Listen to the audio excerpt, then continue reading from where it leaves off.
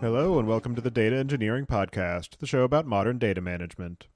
Data teams everywhere face the same problem. They're forcing ML models, streaming data, and real-time processing through orchestration tools built for simple ETL. The result? Inflexible infrastructure that can't adapt to different workloads. That's why Cash App and Cisco rely on Prefect. Cash App's fraud detection team got what they needed: flexible compute options, isolated environments for custom packages, and seamless data exchange between workflows. Each model runs on the right infrastructure, whether that's high-memory machines or distributed compute. Orchestration is the foundation that determines whether your data team ships or struggles. ETL, ML model training, AI engineering, streaming, Prefect runs it all from ingestion to activation in one platform. Whoop and 1Password also trust Prefect for their data operations. If these industry leaders use Prefect for critical workloads, see what it can do for you at dataengineeringpodcast.com/prefect. Are you tired of data migrations that drag on for months or even years? What if I told you there's a way to cut that timeline by up to a factor of 6 while guaranteeing accuracy? Datafold's Migration Agent is the only AI-powered solution that doesn't just translate your code. It validates every single data point to ensure perfect parity between your old and new systems. Whether you're moving from Oracle to Snowflake, migrating stored procedures to dbt, or handling complex multi-system migrations, they deliver production-ready code with a guaranteed timeline and fixed price. Stop burning budget on endless consulting hours. Visit dataengineeringpodcast.com/datafold to book a demo and see how they turn months-long migration nightmares into week-long success stories. Your host is Tobias Macy, and today I'm welcoming back Suresh, Srinivas, and Sriharsha Chintalapani to talk about how metadata, catalogs, and platforms provide the context clues necessary to give meaning to your data for AI systems. So, Suresh, can you start by introducing yourself? Hi, I'm Suresh Srinivas. I've been in data space for a long time. Started my journey with building Hadoop as a core team, Hadoop core team at Yahoo, and went on to take those systems that we had built and took them to the enterprises to solve big data challenges around 2011. And towards the end of my journey at Hortonworks as a co-founder, I realized that data was actually pretty challenging for the enterprises. So I wanted to understand those challenges and joined Uber, a world-class data company, to understand the user side of all the platforms that we had built. And some of the learnings from that is how OpenMetadata started. Now, I'm co-founder of OpenMetadata open source project and also building a company Collate around OpenMetadata. And Tobias, we are super excited to be back again. And hello to all the listeners of the podcast. And Harsha, if you can introduce yourself as well. Definitely. So I've been in the data infra space for almost 2 decades. Similar kind of journey to what Suresh has been at Yahoo and joined process with Suresh at Hortonworks. A lot of data challenges, a lot of open source experience kind of motivated us to kind of start OpenMetadata, the metadata platform that we're building in open source. And I've been a co-founder and CTO of Collate, the company behind OpenMetadata. And we are excited to share our story and all the things that we have done since we last met. So yeah, thanks for having us. And going back to you, Suresh, can you share again how you got started working in the overall data space and why it is that you've stayed there? Yeah, so data is transformative, right? It can transform the societies, create new innovations. Harsha and I have been, in data space for that reason. And yeah, so you've seen, what Hadoop brought to the data space, right? Before Hadoop, storing large amounts of data and processing large amounts of data was not possible, right? And through the solution that is based on commodity hardware, it made data accessible, right, for storing and processing large amounts of data, understand the world around us, right, through data. And so the potential of data is what I'm super excited about. And Harsha, how about you? Yeah, so data has been the kind of core backbone of pretty much all across the industries. That's what driving many of the innovation that we are seeing, including the LLMs and AI, the work that the industry is doing right now. And there is many facets to the data itself, right? There is infrastructure problems. That is, how do you scale? How do you process petabytes of data efficiently? And how do you store them? That's part one. And another part of that is, how do you actually make it usable to your organization? How do you actually, extract the business relevance, the insights, efficiently and educate your users and transform the business that is operating on. So there is many challenges. That's what, you solve the infrastructure problem, then there is education problem, there is insights problem. So there is no lack of lack of innovation in data. So that's what kept me going in data. And so, as you mentioned, you're both working on OpenMetadata, and you also have Collate as a managed offering with some additional features there. The overall space of metadata catalogs and metadata platforms really saw a pretty substantial growth in the 2020 through 2022 timeframe as this whole modern data architecture started to take shape, and all of these different workflows were scattered across 10,000 different tools, so you needed a way to stitch that back together. There's been a decent amount of consolidation and re-architecting post the modern data platform. And I'm just wondering if you can give your perspective on the way that the metadata catalogs and metadata platforms have shifted in terms of their roles and use cases, especially as generative AI and agentic use cases have really exploded in the past 2 years. Yeah, so let me step back a little bit. When we were solving data challenges that we saw in many organizations as customers of Hortonworks and at Uber, we realized pretty early on, right, from first principles, when we looked at the challenges with data, three things stood out for us. First, full context of metadata is important for people to understand their data and do things with it. The second thing we realized is data, as it got democratized, self-service, right? And now nearly one third of people within an organization are in some way, are shape or form, they are data practitioners. They're using data for their day-to-day decisions. And we saw that these people were disconnected from each other and they were not collaborating with each other, which was the cause of many of the problems that we saw in the space of data. And then finally, the third thing that we saw is people, who are exceptional with data were spending a lot of time on mundane, tasks, right, of cleaning up the data, documenting the data, things like that. We saw that this needs to be automated, right, in order for people to make the best use of data and create outcomes with data, right? So that's our learning with which we started the Open Metadata project, right? Now, at the heart of all of this is metadata, right? It's the context that it provides to people, right, to enable full understanding, right? When I say full understanding, what data we have, which is the right data to use, whether it should be used in a certain, use case or not, right?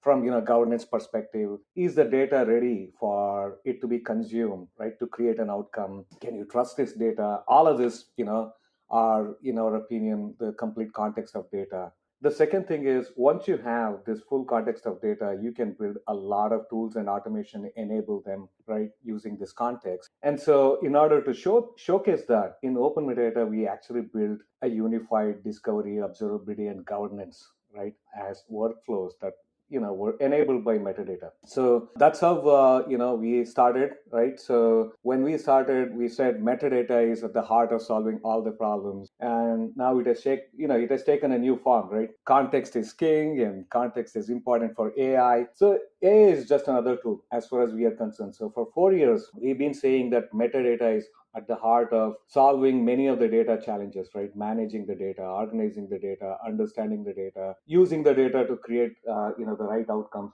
Everything starts with metadata, right? So that's how, because metadata is so important, we ended up 4 years ago building a project from the scratch. Even though we had built many metadata platforms, we decided that we should build this metadata platform the right way with the right control vocabularies, schema first, API first approach to metadata. And so we ended up, starting Open Metadata project to build a metadata platform, right, to enable not only the unified experience that we built within Open Metadata, to also enable all other kinds of tools. Now, AI is a big consumer of this context, metadata context. And the last time that we spoke early on in the life cycle of Open Metadata, I think maybe even before you launched the Collate platform, was back in November of 2021. And I'm wondering if you can just summarize some of the bigger changes that have occurred in that platform and in the offerings and applications of that system over that time.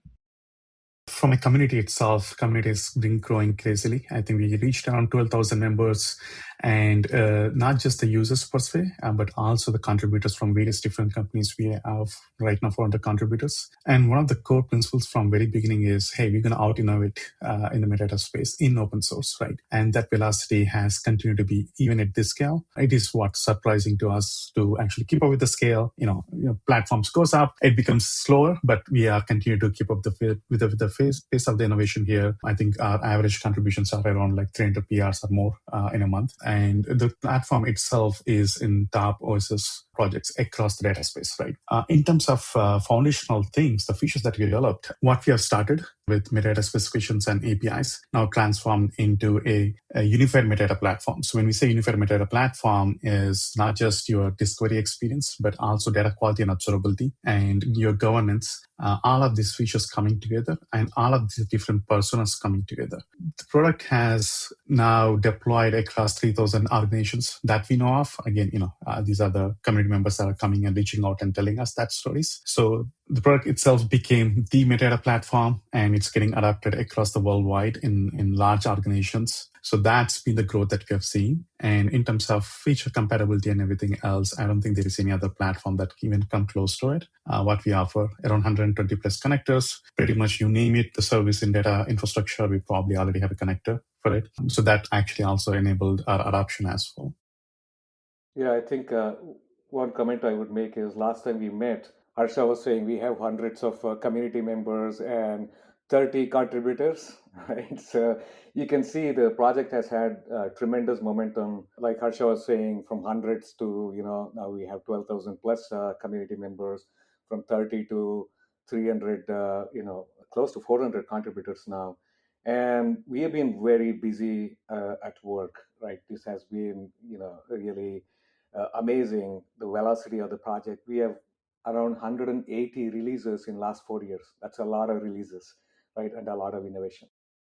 One of the key aspects of what we're talking about now is the role that open metadata and these metadata platforms play in the challenges of context engineering for LLMs and agentic use cases. And I'm wondering how the introduction of those uses and their broad adoption, with caveats, have really shaped the trajectory of the work that you're doing on open metadata and the ways that other people in the space are thinking about the role of metadata systems for these use cases. Yeah, so if you see, LLMs are powered by data, right? Now, how do you power LLMs with data, right? Context becomes very important. The meaning, right, that LLMs gather out of data becomes very important. So open metadata as a context that provides context of data to LLMs is how we are empowering LLMs within the enterprise organizations to use AI, right, along with the data within the enterprises, right? So it's a powerful enabler of LLM AI use cases, right, around the data within the organizations. Second, LLMs themselves have been very interesting for us. If you remember 4 years ago, you were talking about automation is so important, right? And we were building automation frameworks of previous generation, right? Now with LLM, these automations are supercharged, right? You can now understand, governance policy document, right? You can actually generate documentation, right, without needing human beings to do it. I think LLMs as a way to manage and organize data, right? It's sort of like it's very interesting. AI, getting data ready for AI, right? And LLMs as a way of supercharging the automation that we had in mind 4 years ago, that we could not think of, that we would be at a place right now where LLMs can actually automate a lot of data organization management. That is what we are super excited about. I think it's also very interesting how these metadata systems, when they were first in their growth phase in the early 2020s, it feels weird to say that since we're now at about the midpoint of the 2020s, their primary consumer and audience was humans who were trying to find data across all of these scattered systems and understand where it came from and how it was manipulated on the way to get there.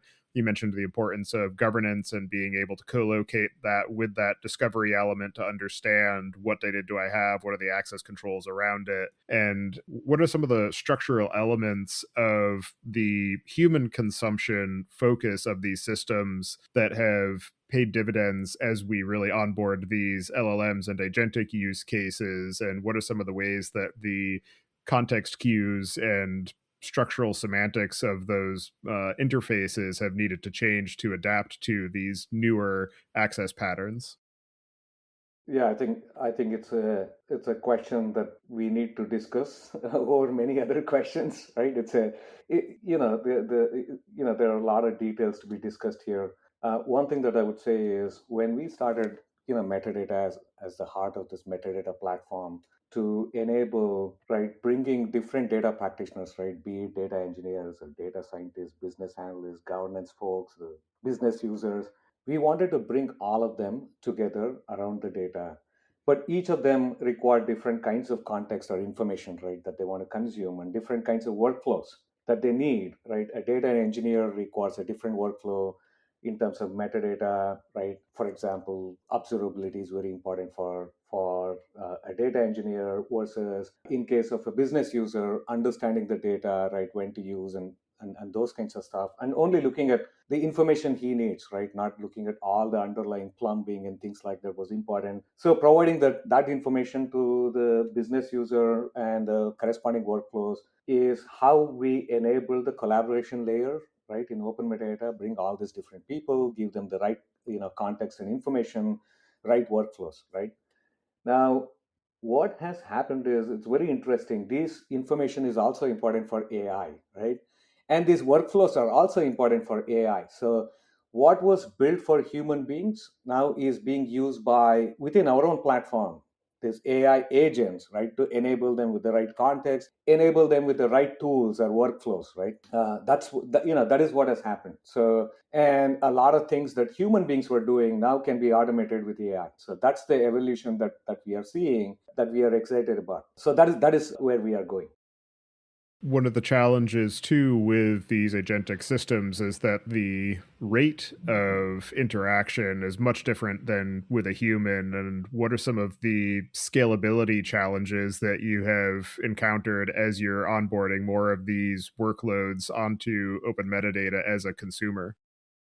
Yeah, I think fundamentally when we actually developed open metadata, the architecture choices that we made inadvertently kind of paid really well into when we adapt all of the LLM agents and whatnot, right? To start with, actually expressing the metadata in a standard schemas in JSON schema and the relations actually help us not to throw the entire knowledge graph at LLM, rather very focused one. So the user is asking a question of, I belong to a finance domain and I want sales data. So instead of throwing millions of data assets at the LLM, we focus on, hey, this person who is asking belongs to a finance domain, that relation, and within that, what content is there that satisfies that particular question, right? So that's where we're kind of focusing on in terms of, how do you scale all of these questions? And kind of fundamentally, the scaling question of open metadata itself, we coming from Uber, Yahoo, worked on Apache Kafka Storm and all the distributed system. A lot of that knowledge, a lot of that learnings actually facilitated us and helped us to build a metadata platform that can scale, not just for human interaction, for LLM interactions.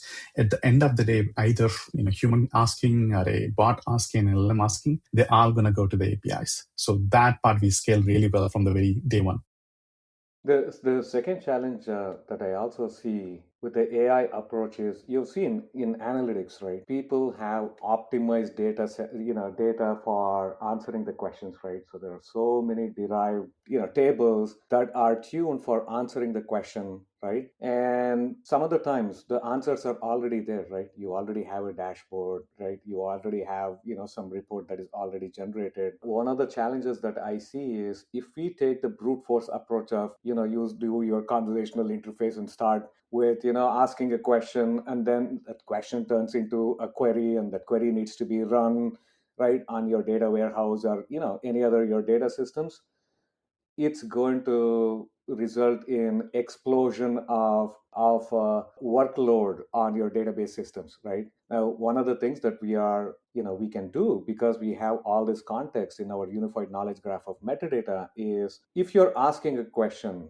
it can actually say, hey, by the way, you're asking this question, you don't need to build a dashboard from the scratch. For this question, there already exists a dashboard. Would you like to see that, right? It's already been certified, right? Some human in the loop has looked at it. So mapping to already, the artifacts that you have that answers your question is going to be very important. Otherwise, every query is going to run on your database, and your, Snowflake bills and, is going to, just explode, right? So just mapping to what has already been created, understanding the question and guiding the user to that is going to be very important. So those are the kinds of things that we are doing. One of the interesting aspects, too, of the application of data to these AI systems is that it's no longer a one-way street, and we're actually using a lot of these agentic capabilities and LLMs in the pursuit of all of the data engineering work that we're doing. And one of the perennial challenges since we first started having data warehouses back in the 80s and 90s was the documentation challenge of what is this data? Where did it come from? Why do I care about it? In particular, how do I make that accessible to a non-technical audience? And I'm wondering how you're seeing some of the boundaries shift as far as agents and LLMs as consumers, but then also bringing them inside the system to be able to contribute to some of that documentation and context generation for those other consumers, be they human or agentic.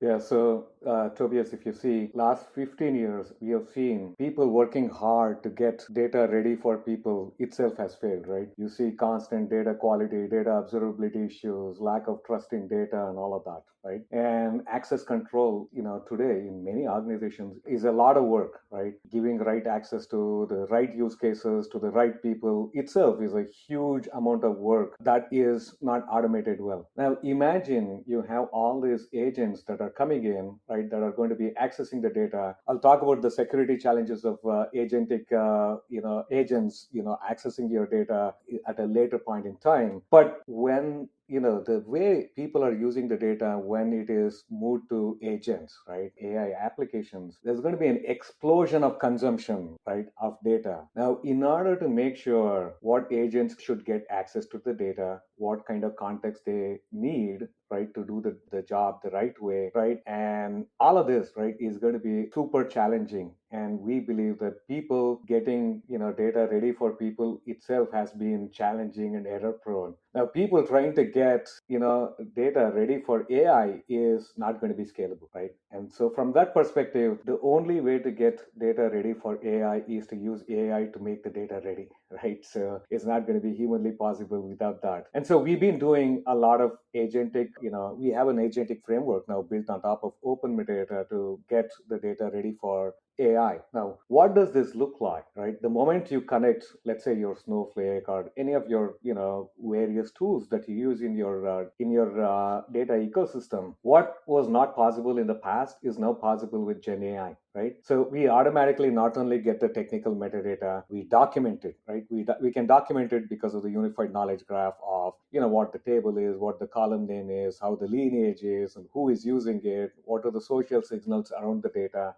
All of that is used for documenting the data, and that's how we get the documentation to much higher quality than just standalone looking at your table or columns, right? We look at all aspects of metadata. We are also doing few things which is pretty unique to open metadata. We have a concept of tiering, right? So the 80-20 rule, right? 20% of your data is important, 80% is not important, probably should be deleted, nobody uses it, it's self-service created. So we also tier your data to indicate what is important data, what is not important for you. That way the important data is used for important use cases, right? So when LLM is searching for customer data, if 100 tables come, right, as a result, it should be able to find the right customer table. Tiering plays a big role in it. A few other things that we are also doing to build the trust is we automatically create data quality tests. This was not possible before. This is not the kind of automation we could have enabled 4 years ago. Now we can. And so a lot of,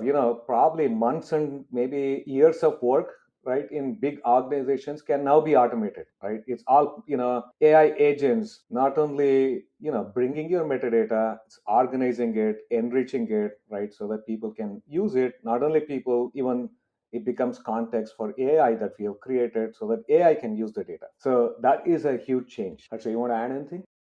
Yeah, I think on the same things is auto classifying the data itself, right? So that's part of the agents as well. And one of the unique things that we do is actually push back any changes that are happening to the source system as well. Now, if this becomes your OpenMetadata becomes your entry point with AI agents enabled. Your data is organized well, or your data is documented, classified, and also source systems are aware of the changes that you're making here. Now, if there is a PI data that I'm tagging, AI agents tagging that is as a PI data, the source system also need to know this tag policy so that you can enforce access control policies, retention policies, or whatnot. So in itself, the metadata platform of this generation, with the help of AI agents, it's everything getting ready for consumption. So there is huge number of steps removed from I'm going to set up open metadata today and you document, classify, and all of these things. All of those are shortened, and your data is now ready to use.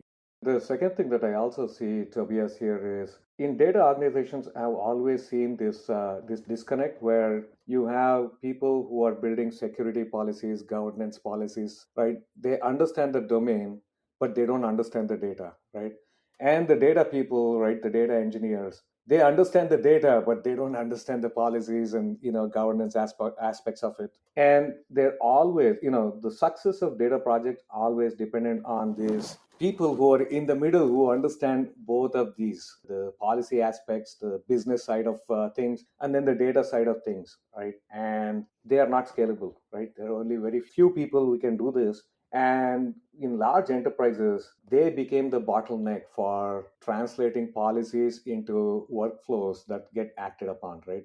That get converted into how the process shapes up, right? Because of that. Now, what we have is agents that can actually take these policy documents and then translate into what needs to happen. So I believe there will be a human in the loop here, but these human beings who are bringing this special expertise now are scalable, right? With the agents that we are building that can understand security policies, governance policies, and translate them in and enforce them, right? On the other side, on the data, right? And translate them into the workflows, right? The processes on the other side.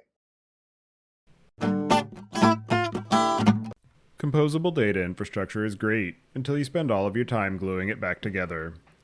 Bruin is an open source framework driven from the command line that makes integration a breeze. Write Python and SQL to handle the business logic, and let Bruin handle the heavy lifting of data movement, lineage tracking, data quality monitoring, and governance enforcement. Bruin allows you to build end-to-end data workflows using AI, has connectors for hundreds of platforms, and helps data teams deliver faster. Teams that use Bruin need less engineering effort to process data and benefit from a fully integrated data platform. Go to dataengineeringpodcast.com/Bruin today to get started. And for dbt Cloud customers, they'll give you a $1,000 credit to migrate to Bruin Cloud.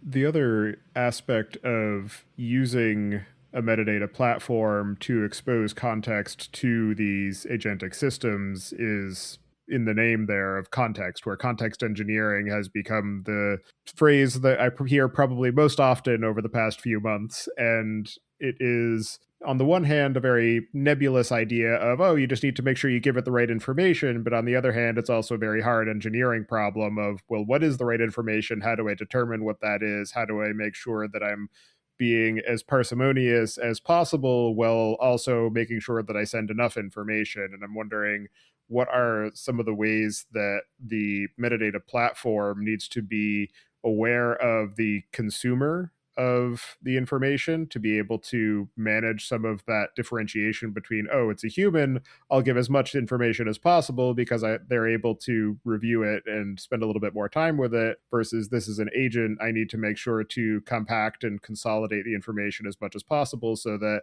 the LLM can inference based off of that without completely blowing its context window. Yeah, I mean, 4 years ago with open metadata, we said context is very important. Context is very important for people and tools. For us, AI is just another tool, right? Now, context has become a real buzzword, right? Especially riding on top of MCP, which is model context, protocol, right? And so context has become a buzzword. What we feel is just like people need the context to use the data the right way, right? What is the data? What does it mean? When to use it? Is it ready? Are there any problems with the data, right? And the security and the governance policies associated with it.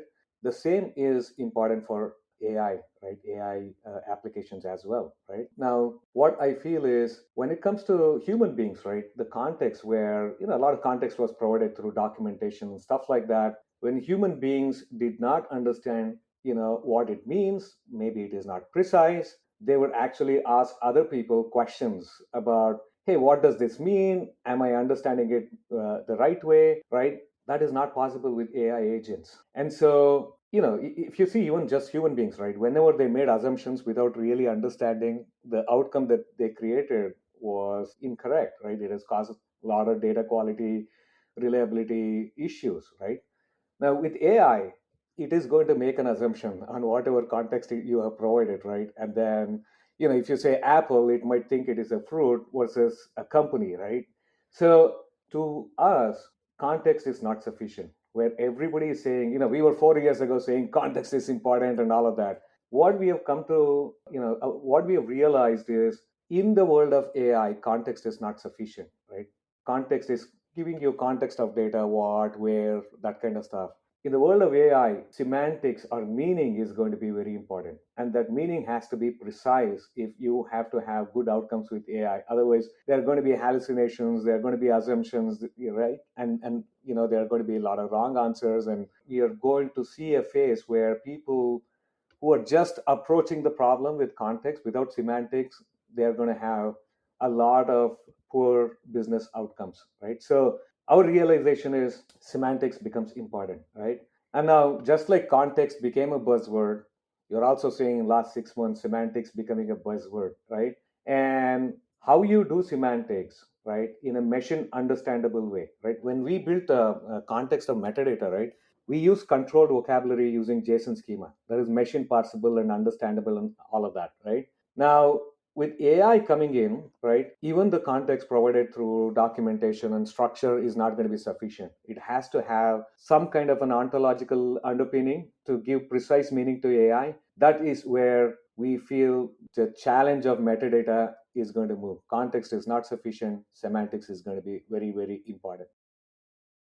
Another interesting aspect of the metadata system being a contributor to the context is that it's also likely to not be the only aspect of context that the agent needs to be able to perform a given task. And I'm wondering, what are some of the responsibilities of the metadata platform to be able to ease that transition from discovery to retrieval in the pursuit of performing a given task, where maybe I have an agent, I want it to, every time there's a new table registered in the metadata system, I want it to go and do some profiling of that table to then populate some additional details in the metadata catalog and then send an alert to somebody to review those changes. And what are some of the ways that the metadata platform and OpenMetadata in particular should be facilitating that workflow to remove the necessity to have a completely separate tool for discovering, okay, well, what are the connection details to be able to actually retrieve that data, to be able to interact with that system and simplify that round tripping? Yeah, I think I can take that. So we start with collecting the metadata in itself, right? So when you are taking this specific example of table creation and everything else, when a table is get created, OpenMetadata is notified of that change and table is appears, right? And from an agentic perspective, we have an MCP server, and one of the unique things that we have done in the MCP server, we provided a semantic search on top of the knowledge graph that we have. And not only that, we provided an access control based, like if a user is asking that question, a bot is asking the question. In this case, your agents are performing autonomous task, or a user asking the question. The permissions can differ on what access they have. So that what outcomes that they can perform. So with that, now when the table appears, the agent can actually get notified of that and start issuing the commands. The commands now, in terms of profiling and other things, just for this example, that's one of the unique things that we're bringing in, right? So which is the unified metadata platform. So you don't have to go into another tooling or whatnot to build this. It's all in there, specifically in terms of profiling and sending alerts and everything else. So all of these tools are exposed to the MCP server, and your agents can actually perform these things. Now, what more gets interesting is how do you connect even more wider tools, right? What happens if you want to create a data model of an existing table? Probably need DPT. I want to kind of schedule that DPT model next time. So now these agents can actually rely upon the knowledge graph that we have and say that, hey, there is a customer tables and orders tables. I want to create a customer ARR, which requires data from both these tables. And I want to do it only one time. I want to create a model so that my analysts can actually use it, build dashboards or whatnot. So you can go and use the MCP server of OpenMetadata and understand the context of the customers in the orders table and the schemas where that is flowing, create the DBT model, create that DBT model in a GitHub and get it productionized, get it reviewed from your colleagues and get it productionized, all through agentic interface that we have.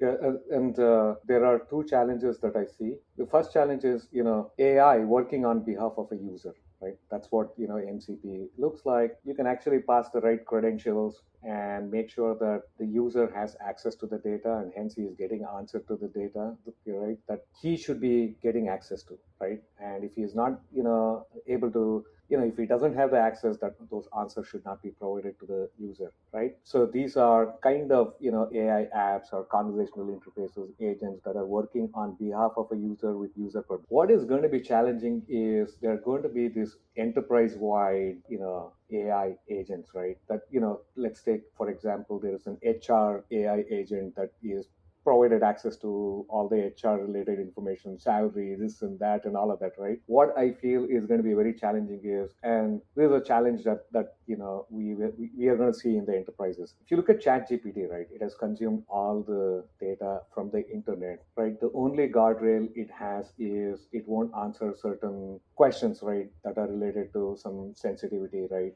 Are some nations, policies of, not being able to, putting guardrails, right, to certain answers. But ChatGPT in general doesn't care who you are.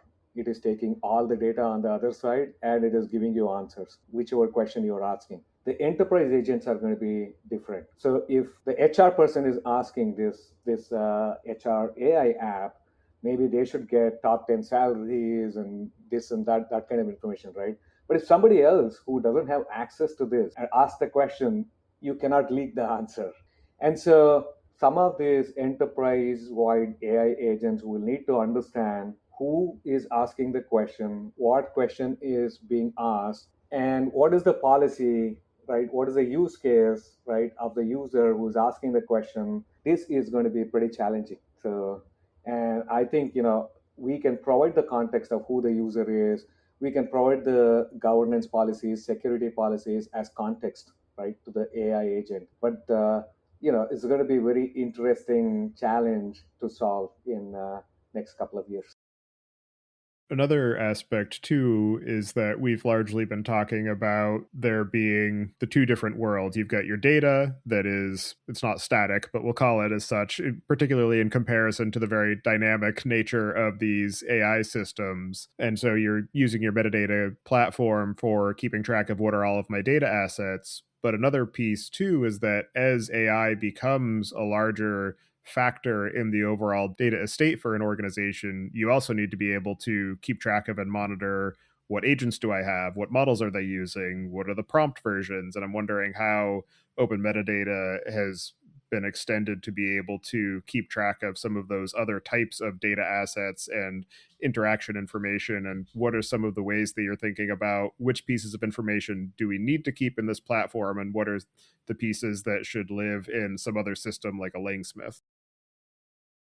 Yeah, I think this is very relevant. We just merged in a new feature around the AI governance itself. I think a lot of our community asking, right? So pretty much every organization right now building an AI agent, right? And that ground truth of AI agents is actually relies on the data that they have. And Open Metadata is the governance platform, metadata platform for all of the data. Now they want to know that, hey, which data is getting exposed to which level? And, what are the MCP servers that we are enabling across the platform that are kind of, helping our employees or whatnot. And finally, the AI agents that they are building. How do you actually understand the quality of the AI agents that they are building? because the data that is getting exposed to. So again, the problem comes back to the metadata platform. What data assets are getting exposed? What type of data are getting exposed to the LLMs? Are we training any data that we are storing through these LLMs? And are we giving more capabilities to the AI agent than it shouldn't be? Maybe a support agent should only talk about support questions, not more than that. So how do you ensure that? So a lot of that becomes a governance challenge in itself. And it comes back to the same puzzle that we are trying to solve. And that's exactly what we are trying to enable, is to how do you actually, understand what AI agents, MCP servers, and LLM models are being used, and then the quality and observability of those AI agents and the data that is getting into these LLMs. In OpenMetadata, when we started, we were thinking about mainly data assets, right? And then from there, it has evolved to, I want to document my microservices here because microservices is the source of, a lot of events that goes into, let's say, Kafka. From there, it goes into data lake. I want end-to-end lineage. Similarly, API gateways started becoming a kind of asset that also gets tracked in open metadata, because there is data, and then there is data producing agents, right? All of that, right? Everything is captured in open metadata. Now, logical step is to document what models you have, right? How are they trained? How are they tested? Right? That becomes a part of open metadata. So that's something that we are adding support for now.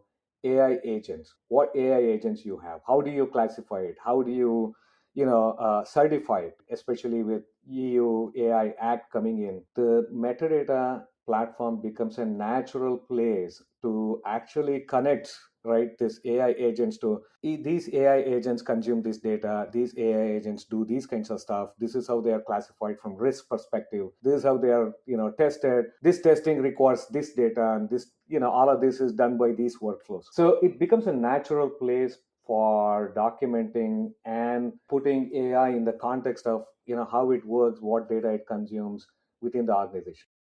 For people who are building AI agents, you mentioned the challenges of governance and how you can feed some of those policy details into an agentic context window, but also with agents being consumers of the data and of the metadata and taking action on that data. What are some of the ways that that strains the existing set of technical and procedural elements of governance frameworks, and what are some of the ways that we need to extend them to be able to account for this new style of access and the types of capabilities that are being unlocked where there is not a human involved, and how does that change the ways that you think about what constitutes sensitive data versus doesn't?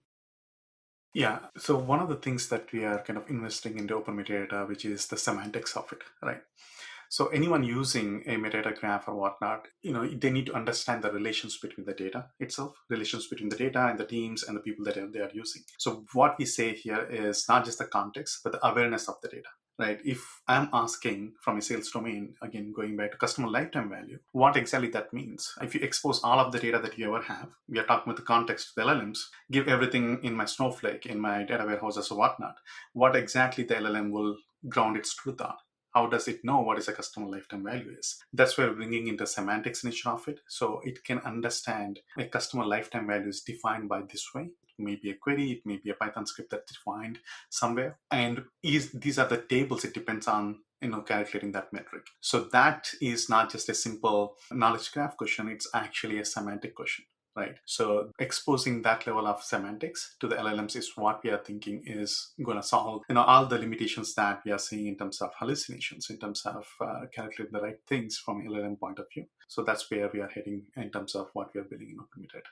Yeah, so Tobias, you were saying, enabling AI agents without human involved. I think we are a bit far off from there, right? We need to actually have human involved, develop confidence on different kinds of agents, what data they need to access, understanding what data they're really accessing through audit and all of that, right? And ensuring that the governance is enforced is going to be, in my opinion, initially a manual challenge, right? And I think organizations will have, you've seen, with Claude, right? People are vibe coding and generating so much code. The pressure of this code generated moves to people who are reviewing it and making sure that it is really right. There are no security holes and things like that. I believe, organizations will start small. organizations will have human beings involved in it, and this human component will get strained as the number of use cases increases. And over that period, people will develop confidence on where they can automate things out, where they need to pay closer attention to, right? I feel that is an area where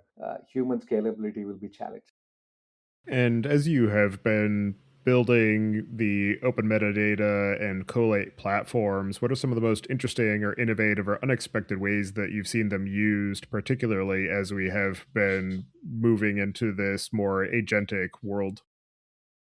Yeah, so for me, there are two hats I wear. One is, a technologist. The other one is a startup founder, right? The startup founder is, really excited about the possibilities with technology. As a technologist, I'm always worried about the hype versus reality. In Open Metadata Meetup, we were actually doing a demonstration of our MCP server that we had built, and then someone was demoing with Claude, right, the capabilities of open metadata and how we expose tools and that can be used by Claude. I was just amazed, right? Today we have built all this. I mean, this is not just true for open metadata; it's for all the other tools as well. So we have built this beautiful, simplified, user interfaces where you click on glossary, you go add a term, you fill a form, and then you say, define a business term, right? And then you do it 10 times for 10 other business terms. With Claude, you could actually combine the world of data or the internet,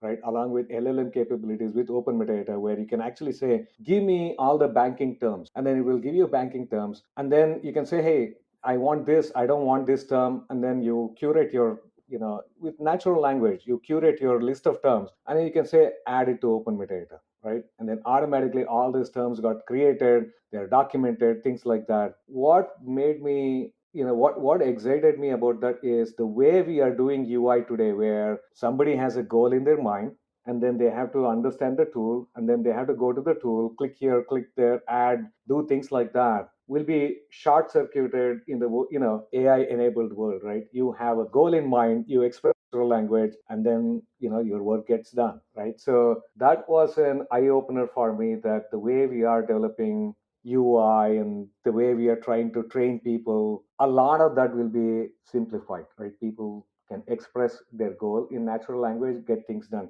That was a very exciting part of seeing AI in action. Yeah, I think from my side, it's not towards a surprise, but actually, getting realized our vision to an extent, right?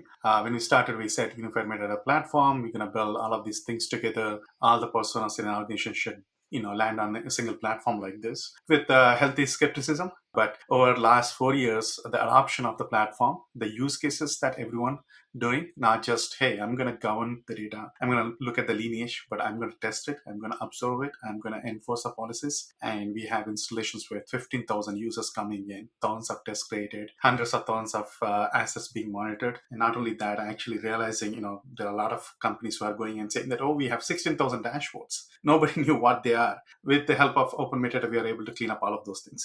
Now that's a mental clarity. You can't put a dollar price easily on those, right? Maybe you can, but that kind of productivity, it's been the vision, but actually seeing in practice and taking advantage of a platform like this and getting better at data is actually really, really satisfying. On that note, Tobias, last time we spoke, we were building this unified platform on top of this metadata, right? And like Harsha was saying, people were skeptical. People thought there are different product categories. But our argument was, this is a single workflow, right? You discover the data, you understand the data, you see if the data quality is good for you to use the data. Are there any data observability or pipeline failures that are happening? And then you want to understand what is the policy associated with access and governance requirements and all of that. All of this required in a workflow, and that's the reason why we made it into a unified workflow, right? Depending on the persona that we are building it for. And fast forward 4 years now, every tool that used to call itself a data catalog is a unified platform for discovery, observability, and governance. The observability platforms are like, we are also a data catalog, and then the quality tools are also saying, we are a data catalog. This consolidation, right, based on how users workflows unfold, right, and how to support it, has naturally happened. for us, right? There was no category creation or something like that. Many different tools now have come to this unified is the right way to do it. Most importantly, our users have begun to expect that I don't want 3 different tools. This is the right way to do it. This is a seamless way of getting my workflows done. Right. So that's a big realization that we have had in the last 4 years. We feel vindicated. You're a developer who wants to innovate. Instead, you're stuck fixing bottlenecks and fighting legacy code. MongoDB can help. It's a flexible, unified platform that's built for developers by developers. MongoDB is asset compliant, enterprise ready, with the capabilities you need to ship AI apps fast. That's why so many of the Fortune 500 trust MongoDB with their most critical workloads. Ready to think outside rows and columns? Start building at mongodb.com/build today. And in your experience of working in this space and building this platform and growing the community around it, what are some of the most interesting or unexpected or challenging lessons that you've each learned in the process? Yeah, I think I can go first. I think the great learning is from OpenMetadata itself, the community that has grown, the support they have shown. I think you won't expect just by starting a project in open source. I think our vision, our mission statement really kind of resonated really well with the community. And the data problems that we have seen, it's not unique to our experience. It is the shared problem that the entire community feels. And that's again, resonated because a lot of people coming in giving the feedback and keeping up the momentum. You always can have an idea in the mind that, hey, we're going to build this, community will come and all things will be, great. And, but in reality, making that happen is actually extremely satisfying.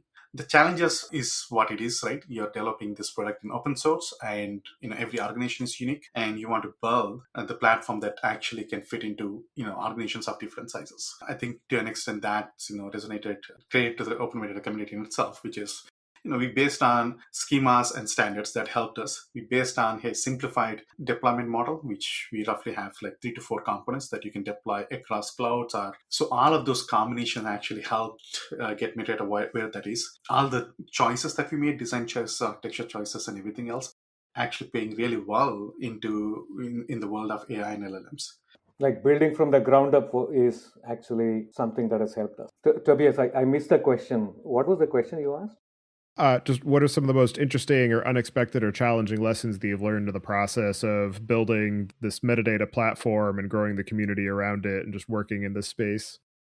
Yeah, to me, ideas are not bogged down by physics, but the execution is right. Where you meet the reality. I think we thought that we were building an extensive platform, but the kind of ideas we are building it for the real data practitioners, right? The kind of ideas, the refinement, right, and the encouragement that we have gotten from the community has been great, right? But that said, data is a very complex landscape, right? And building 100 plus connectors and proving it with the help of the community has been challenging and a huge learning experience. And for people who are building these agentic systems or evaluating something like a metadata platform as a component of that, what are the cases where you would say that OpenMetadata or Collate are the wrong choice? Tobias, it's a wrong question. Open metadata is always the right choice.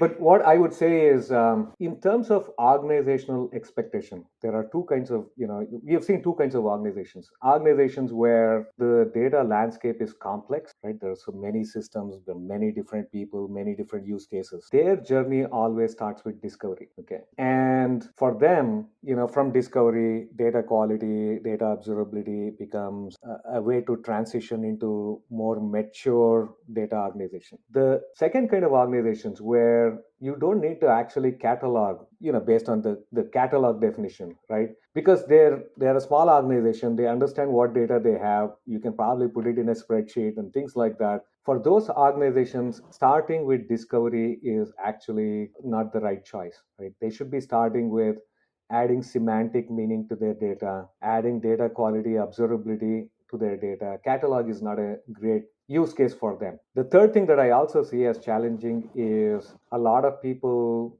think that you You have a tool like this, suddenly your AI agents are enabled, your governance is happening, and then your discovery is all going smooth. I feel that beyond the tool, there has to be an organizational buy-in, and there has to be organizational leadership that is invested in this, because this does require investment, right? It's just it, as much as the culture of the organization, the processes of the organization that is incorporating this as the tool and the capabilities, that is where we find challenges.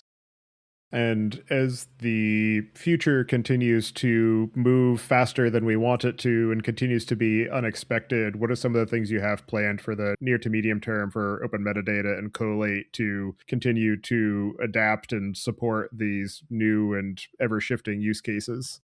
We build so many features in OpenMetadata every release. I'm worried Harsha will now take a long time rattling out all the things that we are doing near term, long term. But Harsha, go ahead.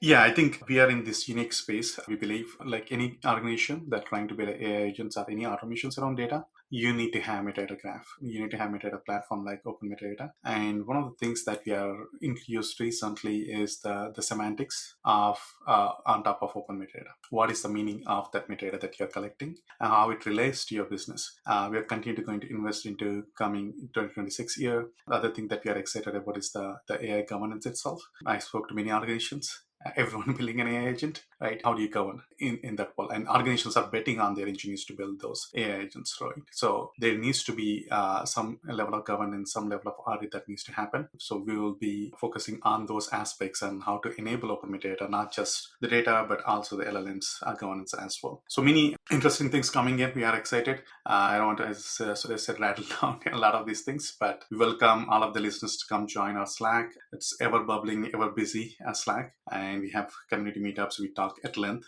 We love to get data, users come and say that, hey, this is the problem that we have. Can OpenMetadata help solve that, right? Most often the answer is yes, but we love to hear from the audience itself. Yeah, so from my perspective, Tobias, there have been a couple of waves that help metadata platforms. The first one is big data itself, right? The big data, the tool sprawl and all of that, where you needed to have end-to-end understanding of what your data stack looks like. What do you have? What is going on in there? The second wave was GDPR, where this was the catalogs were the only place where you had the list of data that you have. Naturally became a governance place for governance. What I believe is the AI is the third wave, right, where metadata platforms are going to be super important. And you're seeing with a lot of metadata tools being consolidated into larger organizations, right, a lot of acquisitions, all of that clearly indicates that metadata platforms are going to play a significant role in this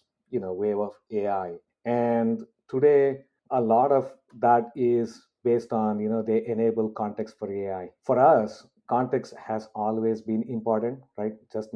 Not just for AI, but for also people. For AI, we believe semantics is going to be very important, and you are going to hear semantics a lot, like we talked about before. But how are you going to do the semantics? In my opinion, the semantics, there's a lot of work that happened in the semantic web, right, to bring meaning to the web. And there is a lot of work that has been done by the ontologies and knowledge graph. This is a time where what I've seen is big data has remained in its own silo, and then knowledge graph people have remained in their silo. The knowledge graph and ontologies will be married to the big data, the structured data through metadata, right? And that evolution is what we are excited by. And when you say semantics, people are talking about some JSON blob all the way to RDF ontologies. We believe RDF ontologies are going to be underpinning of these semantics. Now, with that, you are going to marry the concepts, the business concepts, the meaning to the whole web of concepts that already exist, right? It exists in DCAT, DPROD for metadata. And in terms of business concepts, there is this schema.org. There are so many RDF ontologies that exist today. And so we are doing the work of marrying our, you have seen glossary, business terms as a way of trying to bring conceptual meaning into the data. Now we'll actually become, we'll have ontological underpinning. And that's what we are doing when we say semantics is important. That semantics has to be something that AI can reason about, find relationship, right? Build understanding. For that, we are building RDF ontological supports. Are there any other aspects of the work that you're doing on open metadata or this overall category of metadata platforms as a key context source for LLMs and agentic use cases that we didn't discuss yet that you'd like to cover before we close out the show? Piggybacking on what Suresh was saying, I think that is the most important thing is the semantics, right? So how do we make LLM aware of the data itself? So that is the key aspects. I think we did cover a good amount of it. So I don't know, Suresh, if there is anything else.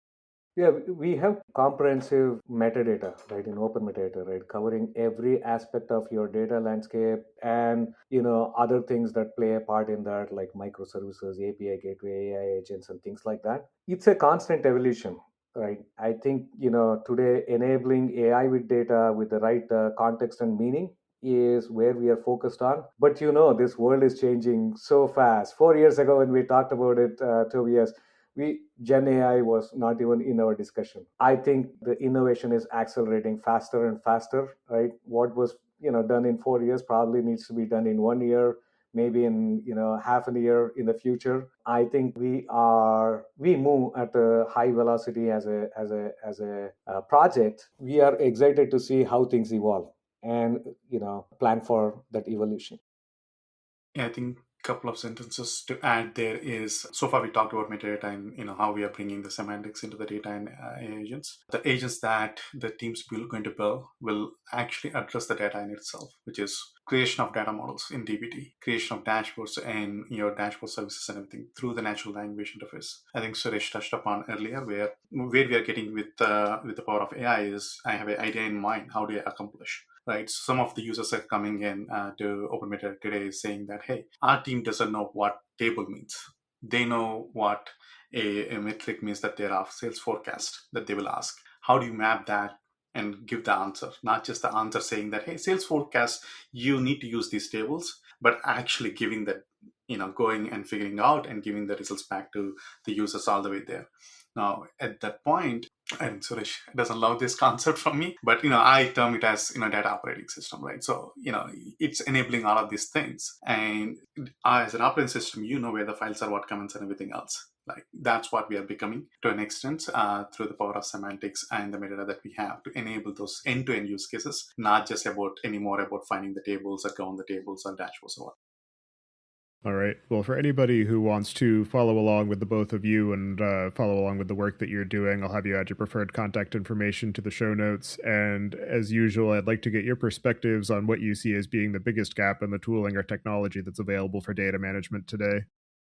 Biggest gap is, I believe, not having OpenMetadata installed in your infrastructure. I'll start with that. Yeah, I think not. I think as a data teams, we are more focused on our isolated problems we touched upon earlier, right? So, my world as a data engineer is about pipelines.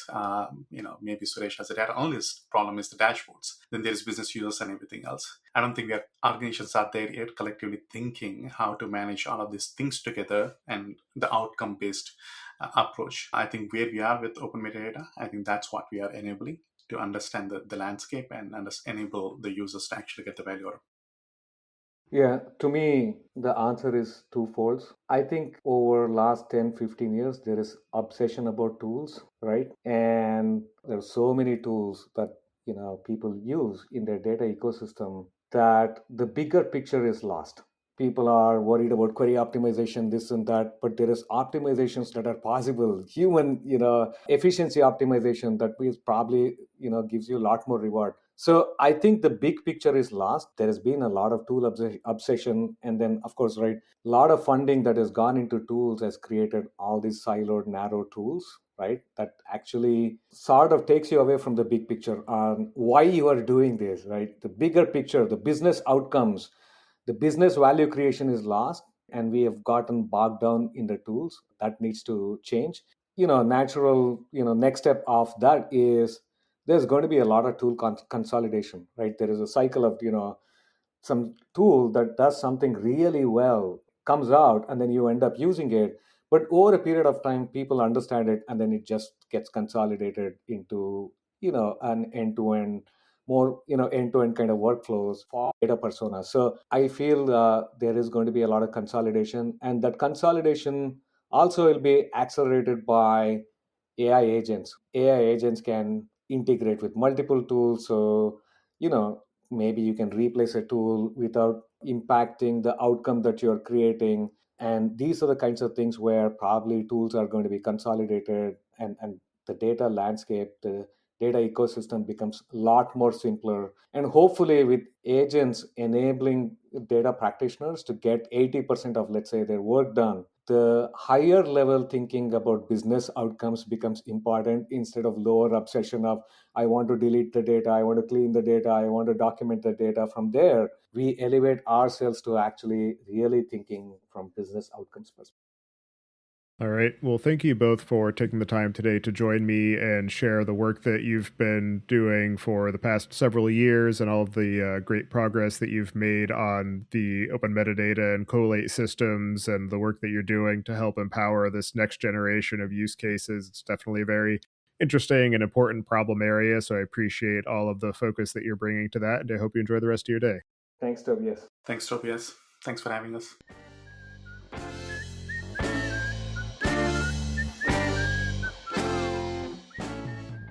Thank you for listening, and don't forget to check out our other shows. Podcast.net covers the Python language, its community, and the innovative ways it is being used. And the AI Engineering Podcast is your guide to the fast-moving world of building AI systems.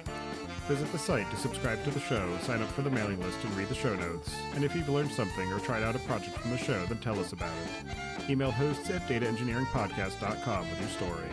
And to help other people find the show, please leave a review on Apple Podcasts and tell your friends and coworkers.